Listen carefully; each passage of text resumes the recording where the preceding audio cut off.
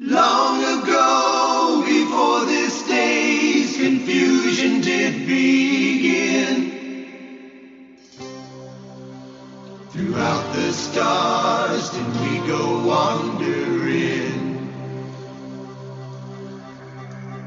Distance was no barrier, and time it had no hope.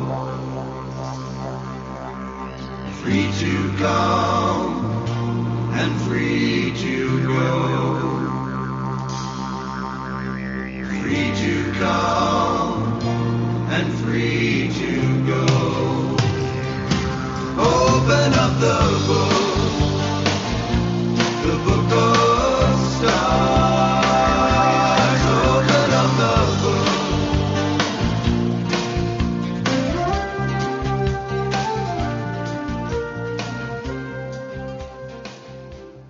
Hello, everyone, and welcome to Karmic Evolutions, Astrologically Speaking.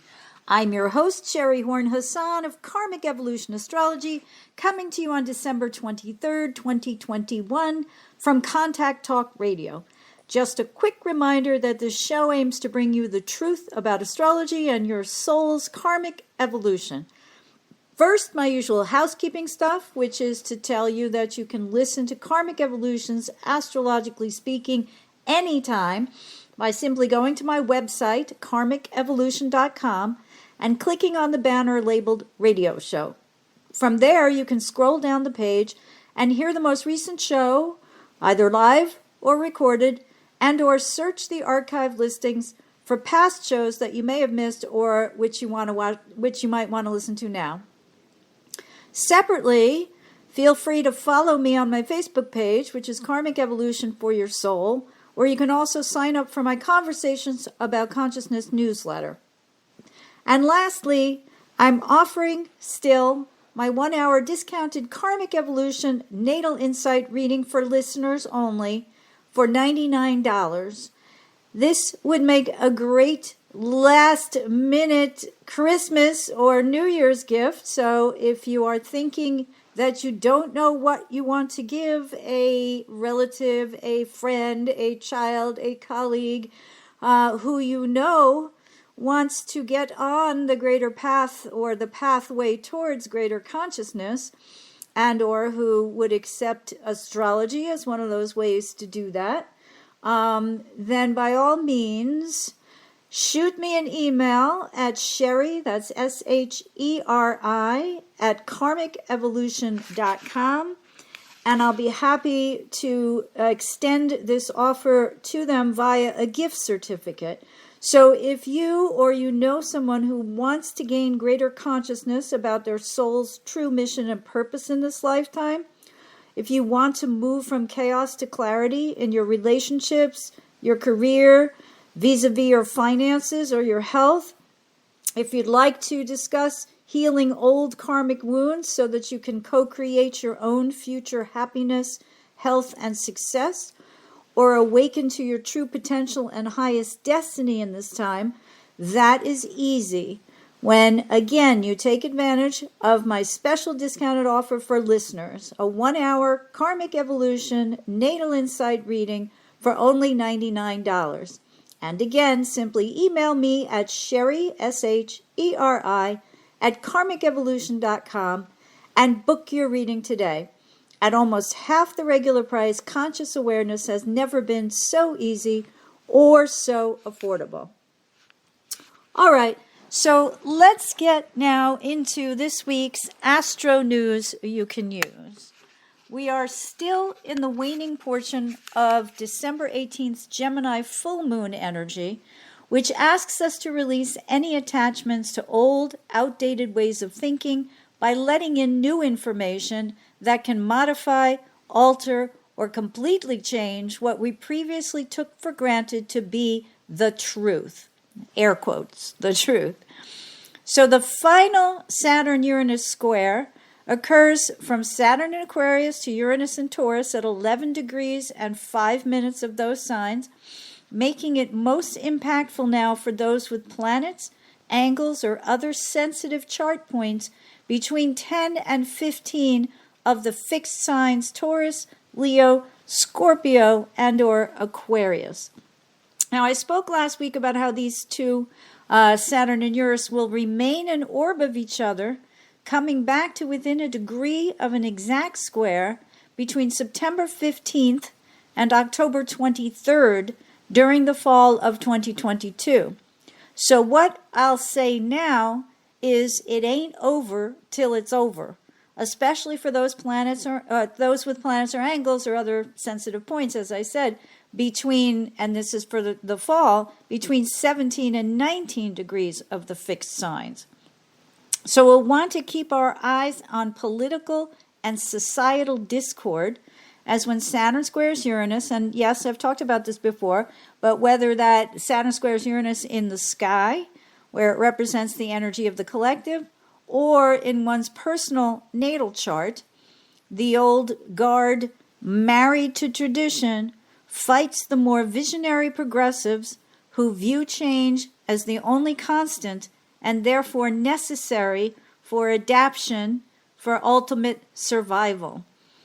Now, that which doesn't change stagnates, and Uranus is the messenger who tells us that the universe abhors stasis or stagnation, because generally speaking, it puts us on a path to refusing to adapt, which can mean ultimate extinction. Now, that which never changes tends to fossilize, petrifies. And what good is that in terms of a brighter future, right? It's hard to create change if you're actually fossilized. I'm just thinking about it literally, but it's true, right? Now, resistance is futile, Uranus cautions us, because the more we resist change, the more change will ultimately happen. And when it does, it shocks the hell out of us, either pleasantly or unpleasantly. The degree of suddenness of any serious change almost always relates to the degree of resistance to such change. Kind of like magnets repelling each other, we have here two opposing forces that, when at loggerheads with each other, usually result in some kind of intense reaction, because this is what's necessary to clear the tension eventually. And tension is the basic definition of a square's energy, whether, again, it's in the sky and touching our chart in some prevalent way, or in our own natal birth chart, which means we came in with that energy. And that tension can lead to rebelliousness. Saturn and Uranus frictional aspects in one's natal chart and in the sky often reflect the need to rebel against somebody or something. So when one can no longer resist the need to change, but has been holding back because they believe change will threaten to wipe away our secure foundation, some of us will fight to maintain what we believe represents our current level of security. However, Uranus leads the charge to dislodge us from our past ways and beliefs, especially when these hold us back from envisioning a different future. So this helps us define the past year of 2021, as we've witnessed both internal and external resistance to, just to use one thing as an example, the pandemic. And that this resistance has led to some to fight back against public health mandates and the vaccines, while others are on board with the belief that scientific hypothesis and proof are what drives factual science and makes us feel safe and protected from harm.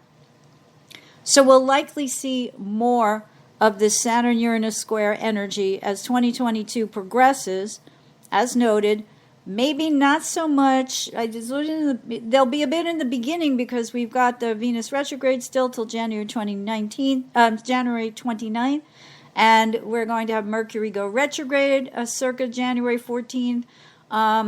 But also the lingering effects of the Saturn-Uranus square will extend into the first month or two, at least, of 2022. Things may then, during the middle part of next year, the late spring, in the summer, Saturn and Uranus will move further apart from an exact square.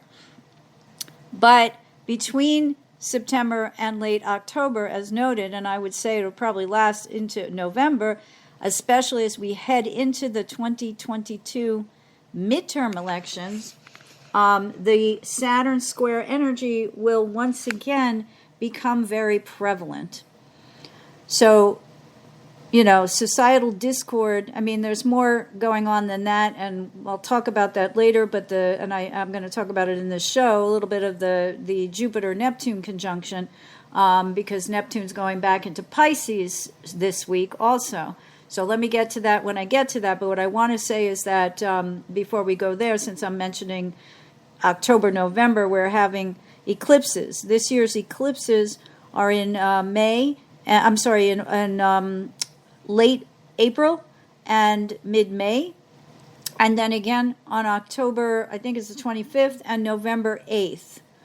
So November 8th, 2022 happens to be election day in the United States. These are our midterm elections. We're not electing a president, but we are electing or re-electing members of Congress and others in state and local legislatures. So that happens to fall on the Taurus full moon lunar eclipse, which is going to square the Saturn-Uranus aspect at between 16 and 19 degrees of the fixed signs. So we'll talk more about that on future shows, but just be aware again that really in the beginning of the year, now and in the beginning of the year, for the past 6 months or so, 10 to 15 of the fixed signs, and then 16 to 19 as we get further into this year, especially into the early fall. So meanwhile, our intensity deepens when Venus once again conjoins Pluto in Capricorn. And the goddess of beauty, love, and harmony stationed retrograde on December 19th at 26 degrees and 29 minutes of Capricorn, the earthy sign of foundational commitment and security, after conjoining with Pluto on December 11th at 25 degrees 19 minutes of Capricorn. And on December 25th, she conjoins again with Pluto in Capricorn, this time at 25:44. So since Pluto moves so slowly, and normally Venus would just whiz by him in a day or two, but these conjunctions take on much greater import. So Venus, once she's direct again after January 29th, will meet Pluto for the third and final time, and when she does, Pluto is going to be conjoined with Mars, also obviously in Capricorn, on March 3rd, and they'll all be at 2750 Capricorn. So you can see how little, Venus is going to move quite a bit during her retrograde period, but you can see how little movement there is in terms of degrees between these three conjunctions. So these intense conjunctions, especially the last one when we add Mars to the mix on March 3rd, lend much greater import to this Venus retrograde period now, which again moves from December 19th at 26:29 Capricorn back to 11 degrees and 4 minutes of Capricorn by January 29th, and then moves forward again by March 3rd, which is when its shadow period ends. And the shadow period goes from the time when Venus first hit the degree at which she will station direct, or 11 degrees and 4 minutes of Capricorn, which happened on November 17th of 2021, through when she hits the degree at which she stationed, which is on March 3rd. So I'd like to share something now written by astrologer Robert Wilkinson. Don't know if you guys have heard of him, but he does post a lot on Facebook. Mundane Astrologer, I think he's one of the admins there. But I thought this was just a good reminder. Some of it's repetitive of what I said last week, but he goes into much greater detail. He's an excellent writer, in my opinion. And I just thought I'd read you some of what came out of his recent blog called The Aquarius Papers about the general energies of Venus retrograde. So in a piece titled, What is Venus retrograde and how can we use the energy wisely? He writes, when Venus goes retrograde, it's a great time to begin reflecting on values and relationships. This would include our relationship to money, wealth, and things in general, as well as why we value what we do in our relationships, and whether we're working off old tapes, old hurts, old attachments, and old aversions in relationships that bear no resemblance to what we're living with today.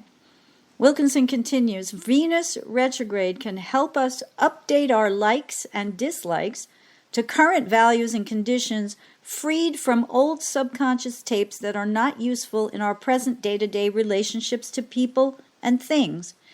It may bring memories of old hurts and misunderstandings, but in re-experiencing old wounds, we are given opportunities to free ourselves of subconscious patterns that seduce us into suffering. And this is probably what caught my eye, because I think that's an interesting way to put it. He goes on to say we can break free of the old patterns by superimposing our mature self's values and short-circuiting the echoes of memories of perceptions based in prior ignorance or victimization. That some people hurt others is a reality in this impermanent world. Still, we do not have to suffer needlessly based on old emotional habits that do not serve our need for love, wisdom, veneration, compassion, and self-respect. I have found that even when these are absent and hurtfulness is all around, by maintaining these higher values within me, I can transcend the outer conditions and no longer struggle with those who want to suffer or dish it out to others. A very wise man once said words to the effect that life is painful, but we do not have to suffer. It does take courage, strength, and goodwill to transcend the tendency to suffer, but in releasing the habit of suffering, we take control of our magnificent eternal consciousness and are able to find a tremendous compassion and power. Using these, we're able to enter into the pain and suffering wherever we find it and break the link between the two. The Venus retrograde in Capricorn can help us take a new look at how authentic we are in our partnership motives and actions, and see where our part may need to be recalibrated. We can set new insights from relationships which ended long ago. We can get new insights from relationships which ended long ago and find a new way to externalize our feelings or find new ways to communicate with others. Perhaps old hurts can be seen for their value in liberating us from frustrating interactions and possessions we no longer value. A Venus retrograde is good for reconnecting with those we once loved or having a new appreciation for people in our past who allowed us to express ourselves and not feel shamed or devalued. So as you move through these times, whether they are cheerful or painful for you and those you are with, try to remember that regardless of what's going on around you, we have the choice to be however we need to be in that moment to bring forth the highest self we are able. It's that which is beyond the fluctuations of personality and the means by which we can be the light in the darkness of this impermanent existence. And he finishes up by saying every Venus retrograde gives us the chance to examine and heal hurts and misunderstandings we internalized in the past. This Venus retrograde can show us how we chose to leave unhealthy relationships behind, or those which proved to be bad investments of time, energy, and or money. With this retrograde, we can reevaluate internalized blocks and suspicions, as well as resentments and resistances, so we may show our highest self to the world. Don't be surprised if these themes show up in your social life or in a reconsideration of values from previous times in life. There may be interesting returns that open a deeper understanding of past relationship dynamics or show you opportunities to adjust your efforts to find a different perspective of others and what they are or aren't doing to fulfill their part of the contract. This will help us get to internalized antagonisms and open perspectives and insights into how our values sync with others or don't. See how you've made it to a new level of group awareness and examine any resistance or resentment you might have about those who share your group work and values. Take a new look at old relationships or misunderstandings, since you may find you took things harder than you needed to. By removing blockages, you'll find a more balanced way of sharing power. End quote. Anyway, as I said, I think his writing is very good. I think his message is very good, and I just wanted to share that with everyone.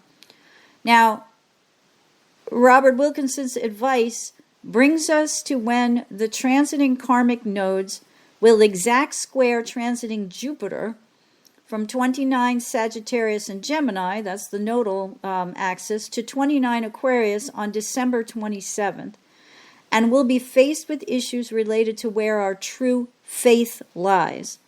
This square will reflect back to us from the current collective tensions concerning whether or not we have faith in our current legal system, read democracy, or not. And that in turn factors into such subjects on where we stand, or factors into where we stand on such subjects as immigration, monetary policy, traditional versus progressive beliefs or attitudes, etc., and all that those encompass in terms of our everyday world as it stands right now. And that is regardless of which way we see the world, whether it's through a lens of doubt or one of faith. So in other words, Jupiter squaring the nodes is a test of faith. I think this waxing square of Jupiter to the nodes has already shown us how, for some, a wounded sense of faith leads to doubt in the legal system, and I'm choosing just that as one of the archetypes that's inherent in Jupiter and Sagittarius. So some of us have a wounded sense of faith and how that leads to doubt in the legal system and or the propensity to use it for ends other than that which it was intended. For example, true justice. So that brings me to Donald Trump's chart, where he has, I believe, a wounded sense of faith, particularly in the legal system, as evidenced by his natal third house Juno, Chiron, Jupiter conjunction in Libra, between 14 and 17 degrees of Libra. So instead of having faith in his partnerships, Juno, he's wounded there, Chiron, and because of that, he tries to use the legal system to his advantage, whether that be in divorce, business, or politics. He either forces those to whom he owes money to sue him, or he sues those who he feels have wounded him in some way, as evidenced by his recent spate of legal cases filed against the January 6th committee, the New York Attorney General, and many others. I mean, he's been using the courts for years to delay an outcome, right? So, the courts prove to us over and over again that the wheels of justice often do move slowly. And someone like Donald Trump takes advantage of that as a delaying tactic. So should he lose eventually, he manages to delay any ultimate punishment. I'll remind everyone of Trump University, which he had to shut down, and give some money back, I think. But should he win in a legal case, which is rare, he knows it was a long shot in the interim during which he can wrangle how to borrow from Peter to pay Paul, as they say. So witness the fact that the Republican National Committee just voted to provide $1.5 million to go towards his legal fees. So I rest my case, as they say. There was something else I wanted to say about that. The other thing is how the people who signed on to Trump World, from the Steve Bannons through all of these people, who have been subpoenaed by the January 6th House Committee, they're all filing suits against the committee, or against Nancy Pelosi, the Speaker of the House, or against the local AGs, in Washington or whatever. So they're following his lead.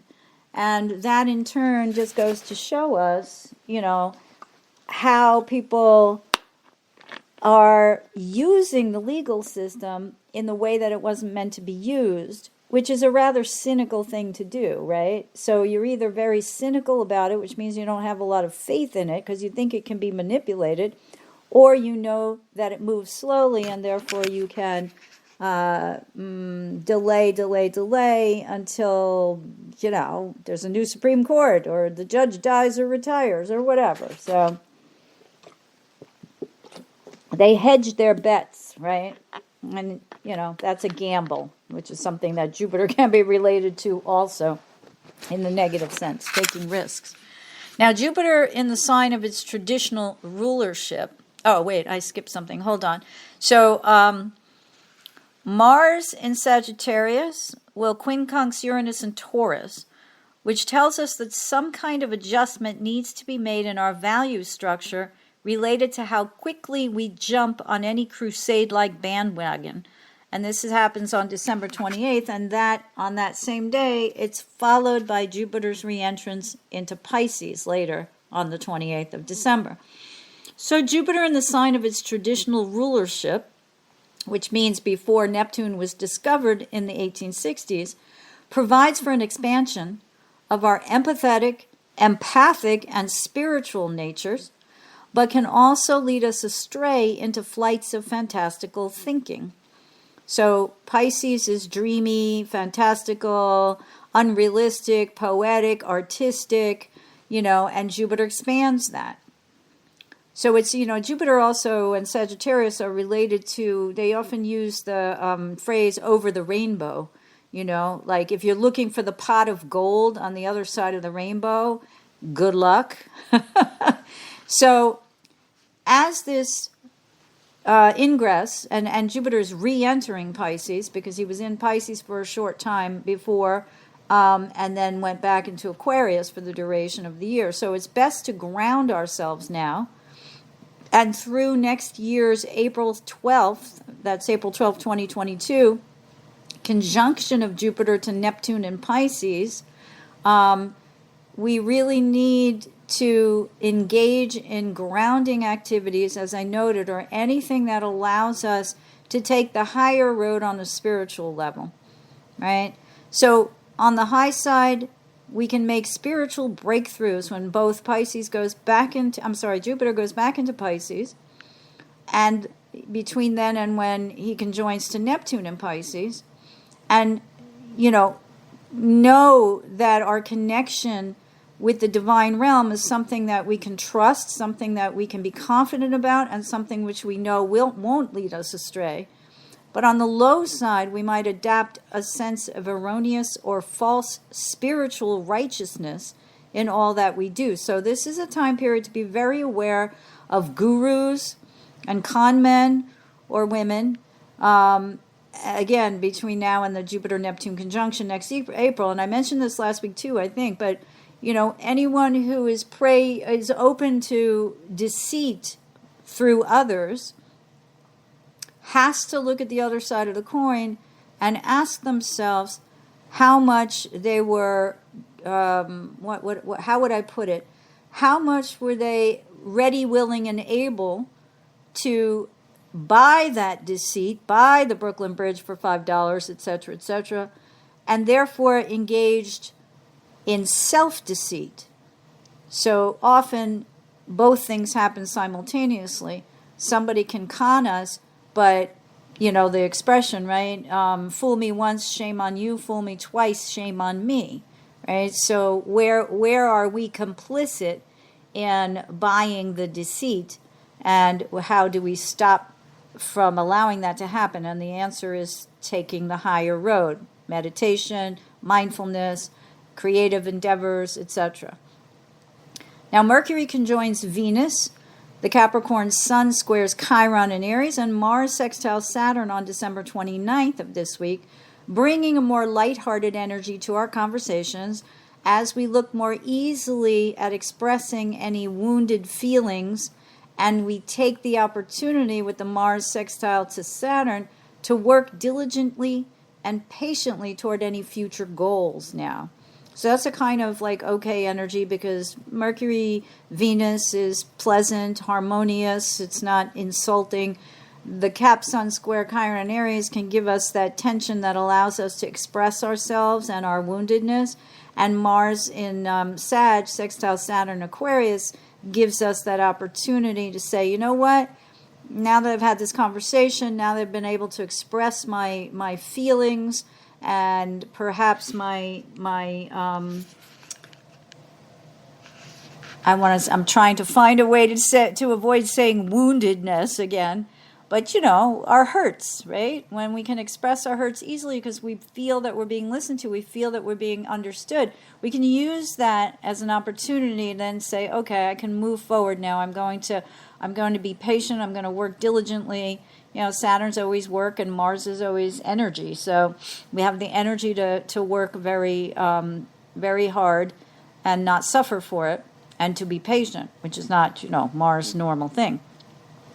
So when Mercury meets Pluto on December 30th, some of this lightheartedness may morph into more intense discussions around issues of control or manipulation, especially in our partnerships, where they may relate to love, to sex, to finances, or to our career.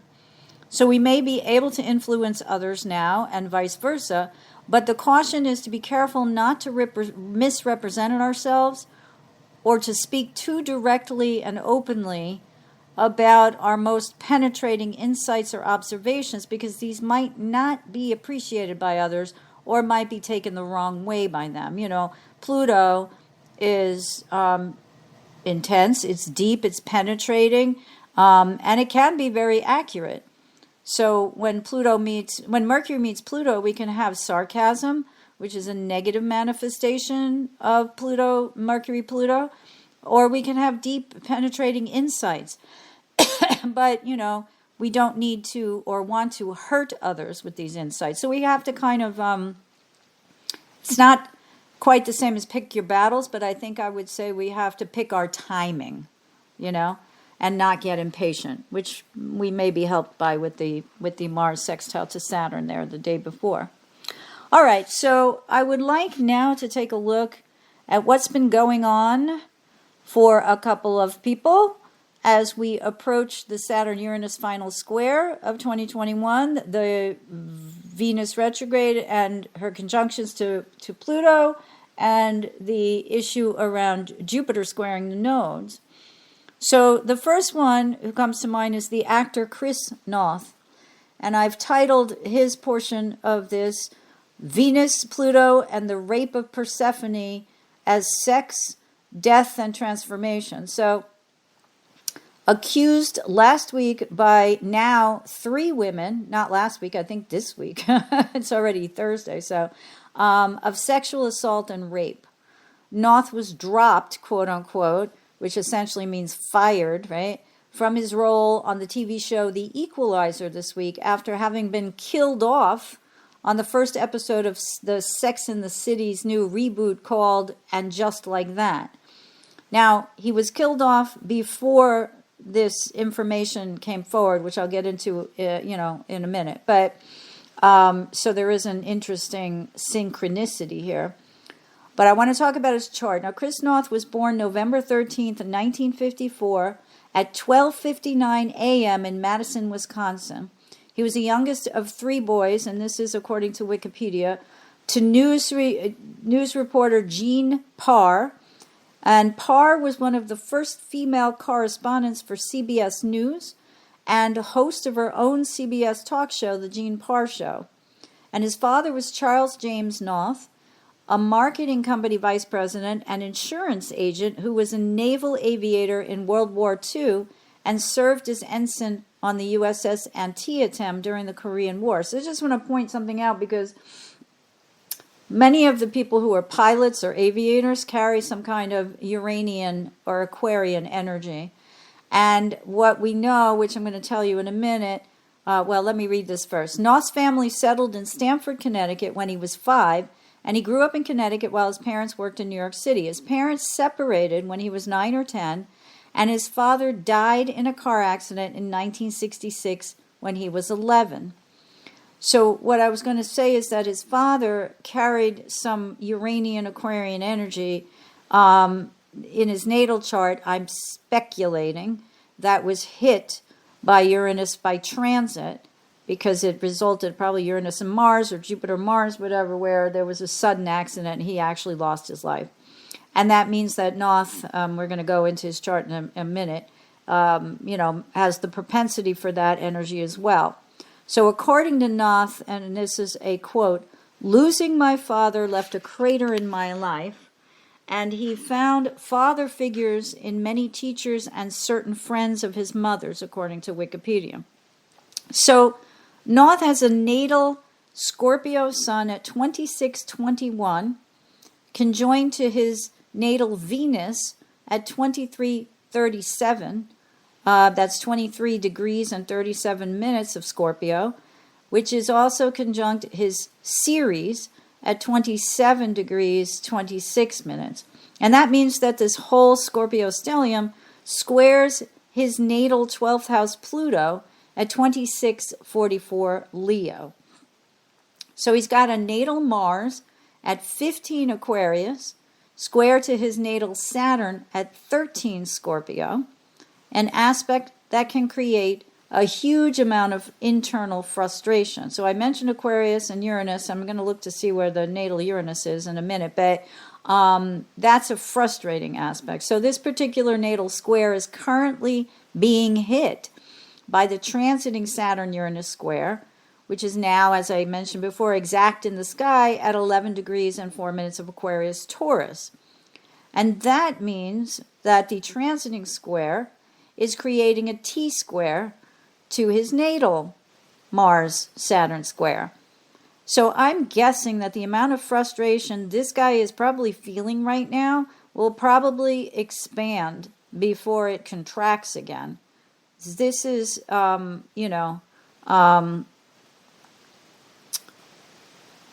think the comment, losing my father left a crater in my life, is a huge kind of declaration of trauma, right? PTSD. I mean, Stephen Forrest would say you looked at the World Trade Center towers, you blinked, and then they were gone. Okay, that's PTSD. You're an 11-year-old kid, you got your dad, yeah, he's maybe estranged from your mom, but suddenly he's just gone. Okay, and many of you I know can relate to this kind of trauma because this is not a very limited thing.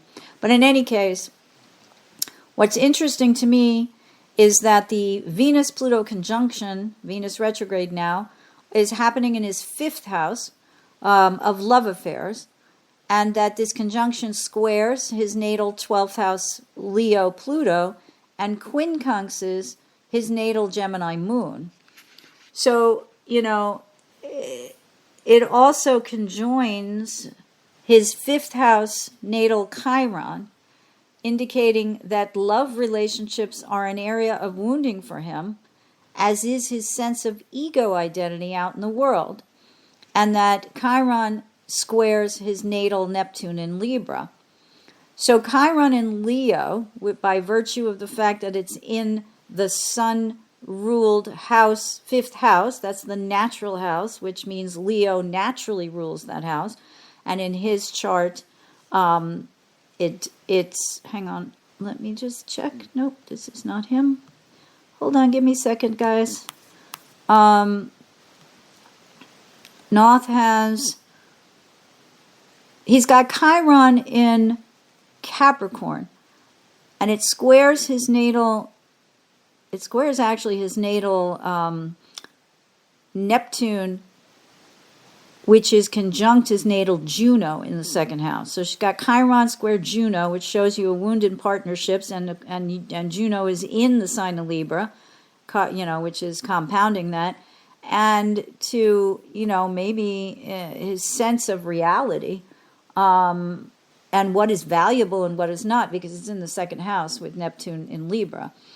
So the death of his father is a wound that in part shows up in his 5th house, because that's the natural house of the sun.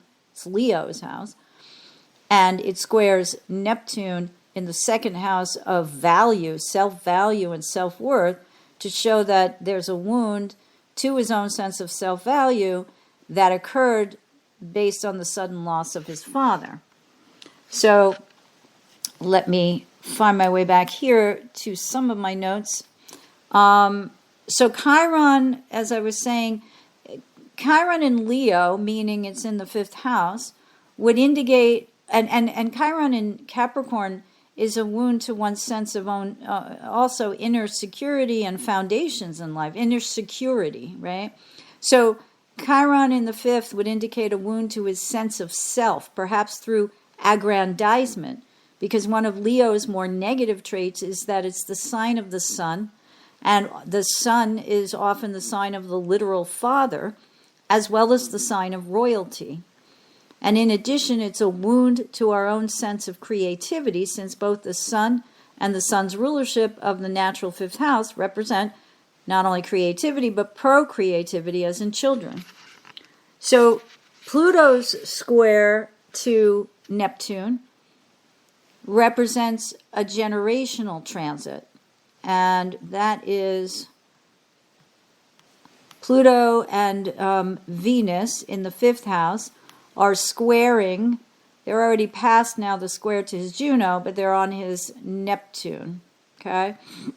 So from the 5th house to the 2nd house, what we're talking about, and what I'm saying is that Pluto square to Neptune represents a generational transit, because both planets move so slowly that people who are born with Neptune in the same sign generally span a 14-year, quote-unquote, Neptune generation. So everyone with Neptune in Libra's either been squared or will be squared by transiting Pluto until Pluto leaves Capricorn for Aquarius in March of 2023. Now, Venus is square to Neptune, which again is usually a much faster transit, but here it's prolonged because of the 40-day Venus retrograde period, represents fantastical or romanticized thinking that can exhibit a high level of creativity. But when it's received positively, that can be like the dream that if one is actually grounded enough through their other energies, can eventually manifest on a concrete, material, physical level. This is a transit, not a natal aspect. So I'll get to that in a minute. But when used negatively, it can be an energy related to dreams or fantasies of an unrealistic nature that will never be concretely born. So how long we cling to these dreams with no hope of ultimate birth differs for everyone. And again, in Noth's case, this is a transit, not a natal aspect. So it's possible his denials of guilt may well be temporary. We'll see. Also of interest is the fact that Noth is only one of 7 or 8% of folks born with Venus retrograde. And that's a whole nother story, but you come in with a slightly different sense of values. And I didn't really delineate that, so I wanted to mention it, but I don't want to go into it in detail. So anyone who's interested can look that up. But there's plenty about Venus retrograde in the natal chart that you can find if you Google it.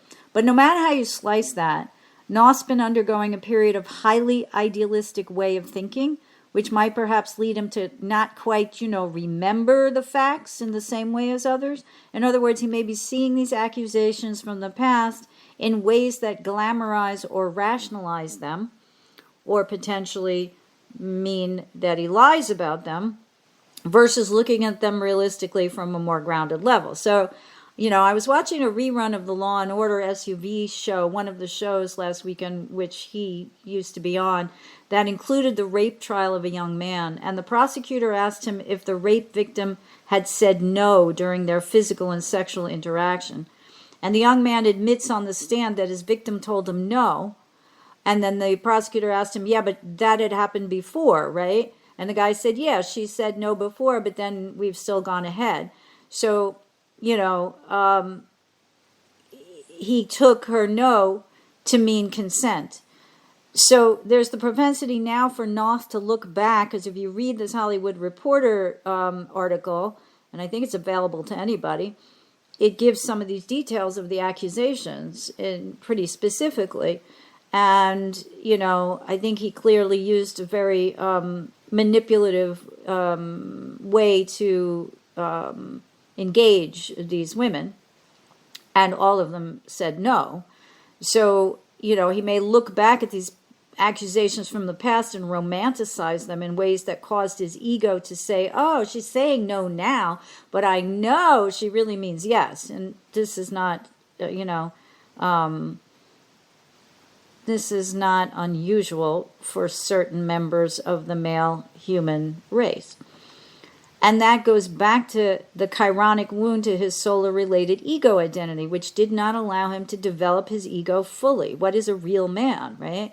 These particular sexual accusations may well illustrate to us now that he came in wounded through the loss of his father at a young age, who'd otherwise have been a role model or a male guide for him to emulate, we hope in the highest sense, and that this loss left him with an incomplete, missing, or wounded sense of his true self.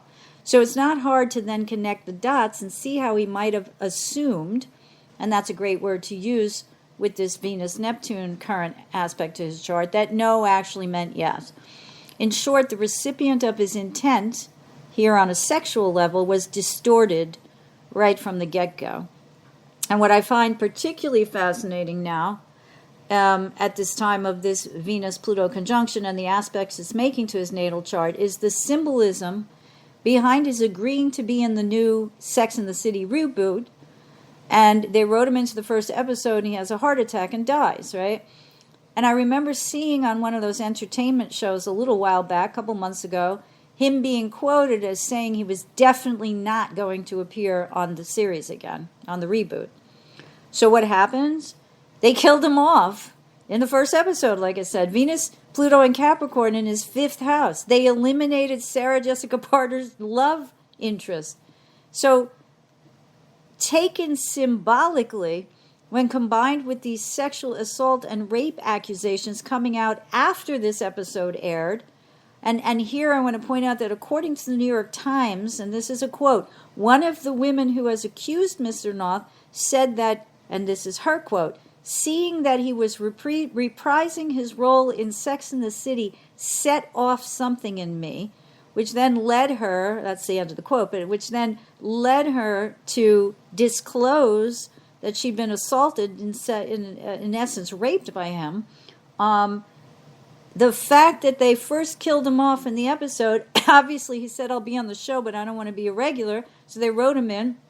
He dies on the Peloton, and that's a whole nother story if anyone's seen the stories about that, and commercials for Peloton and how their stock tanked after that episode, that the symbolic, not real life death on the show foreshadowed the death of his acting career. Okay, and this reminds me of Kevin Spacey a little bit, but what will happen always remains to be seen. It looks right now like this guy's career is dead. So whether he'll get charged with something or not, I don't know. But in any case, he's got a lot of thinking to do, right? And he's been, he himself has the perpetrator, the abuser, has now become the abused, which is kind of a weird way to say it, but, the abuse is coming back to him. Let's just say he's reaping what he sowed, okay? Now, if we go to Joe Manchin, I'm titling his Venus, Pluto, and the Act of Betrayal. And I only have a couple minutes here, so I'll make this swift. If we look at Joe Manchin's chart, we may or may not see something similar happening as what's been happening to Chris Noth, but it's harder to tell because here we don't have a birth time. We do know, however, that he's approaching that half Saturn return to his natal Pluto-Saturn conjunction, which can be a time of reckoning if we haven't been living true to ourselves over the past 14 years since the last time Saturn conjoined his Saturn and he had a Saturn return. Now, I said on a previous show that Manchin presents himself as soft-spoken and humble, and he was born August 14th, 1947, in Farmington, West Virginia. And I believe that outward humbleness is due to his natal Virgo sun.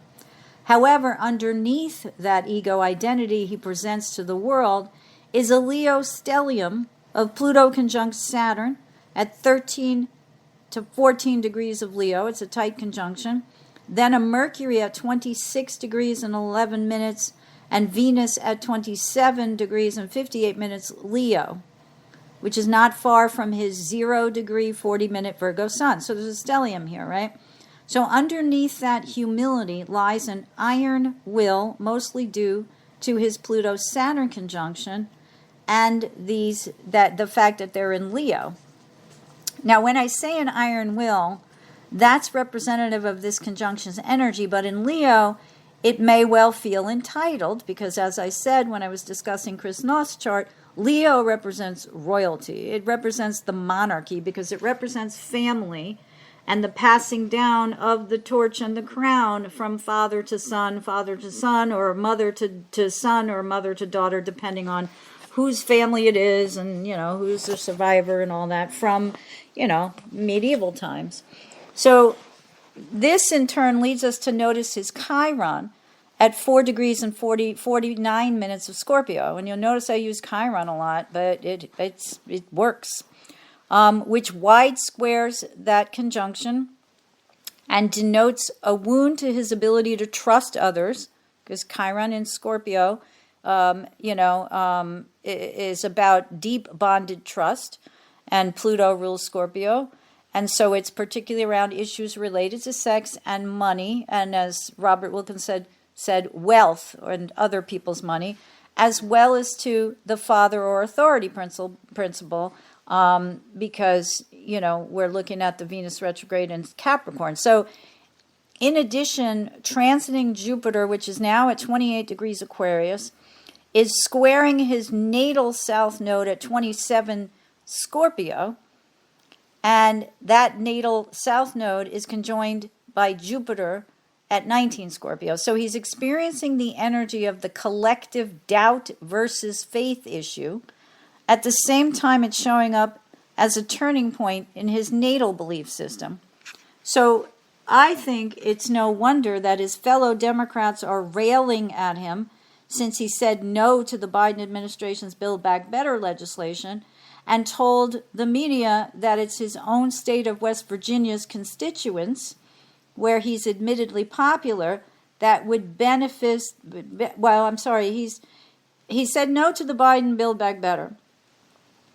And the irony here is that this bill would actually benefit his constituents. That's what I'm trying to say. Because the bill's offerings, free pre-K, child care, tax credit assistance, or child care assistance and child tax benefits, etc., that he's stuck generationally, and this is the Jupiter on the south node, even though it's in Scorpio, okay? Jupiter's our belief system, and it can show where we get stuck when it's related to the south node in the past. So he's stuck generationally. He was born in 47, which I think is the same year. Either Trump was born 46 or 47, and then Biden also a few years earlier. But they're in the same age range. So he's stuck in that old voodoo economic myth from the Reagan-Bush era of trickle-down economics, formulated around distrust of spending tax dollars on welfare queens. And he clearly hasn't updated his sensibilities around the pain his own constituents are feeling financially in his own state. And that is a disconnect to the collective and to the sense of empathy that most of us feel if we do allow ourselves to feel collective energies, right? No man is an island. So Manchin's also going to be experiencing an exact nodal return circa mid-February of 2022. And a nodal return usually represents a karmic time when our relationships either deepen or end. So with the square to his natal nodes and the transiting nodes happening now, and what's going on, and the fact that he does like to be in the limelight with all of that Leo energy in his chart, which, if you're not looking at it carefully, you get deceived into thinking he's all Virgo. He may be very detail-oriented, but the basic emotion around his having given an interview to Fox News, which is an anti-democratic station. Again, I'm not arguing either for or against it, but just stating a fact that he's a Democrat who went over to the other side of the media industry in order to tell the administration that he said he wants to support. He said he wants Biden to be a successful president months and months ago when Biden first came in, and now he's giving him the middle finger on television, on a news station that's antithetical to democracy, right? Or certainly not in favor of this administration, because they promote the big lie that, you know, Trump won the election. So between that and the fact that he's having a half Saturn return, like I said before, Donald Trump's having a half Saturn return as well to his Saturn Venus in Cancer from Capricorn. And Mansion is having, let me make sure I get this right. Oops, now I got Chris Noth's chart up. Okay, hold on, because I got to end in a minute. But let me make sure I'm accurate. He's having, right, his Saturn Pluto conjunction at 13-14 Leo is now being opposed by Saturn and squared by Uranus. So he's, he's feeling the screws here. And people are beginning to see that his public reputation might not actually jibe with what's underneath. So keep an eye on where this goes, because his own fellow party members are again accusing him of having lied to President Biden about his willingness to negotiate further, yet saying his loud and clear no. They called it at one point in the media the no heard around the country on Fox News of all places. So he's viewed now, as this second Venus-Pluto conjunction period is underway, as the betrayer. However, some of these upcoming energies and the continuation of the Venus retrograde and Venus-Pluto and Mercury-Pluto aspects may well allow him to come back into the fold, especially given President Biden's recent remarks that, it ain't over till it's over, as I said. So we shall see. We keep our eyes on what is going on out in the world. All right, so thank you, everyone, for joining me. I hope you found the information presented here helpful as you continue your karmic evolution in this lifetime. I will be on vacation next week on December 30th, but fear not, I will have an interesting rerun for you to listen to. So please do remember to tune in to Karmic Evolutions, Astrologically Speaking, especially if you've missed any recent episodes or want to listen to one of the old ones again. Until then, I'll be back on January 6th. May your journey be filled with karmic healing and the joy of greater consciousness. Happy holidays to everyone near and far, and please stay safe and stay healthy. Namaste. Long ago, before this day's confusion did begin, throughout the stars did we go wandering. Distance was no barrier, and time it had no hope. Free to come and free to go. Free to come and free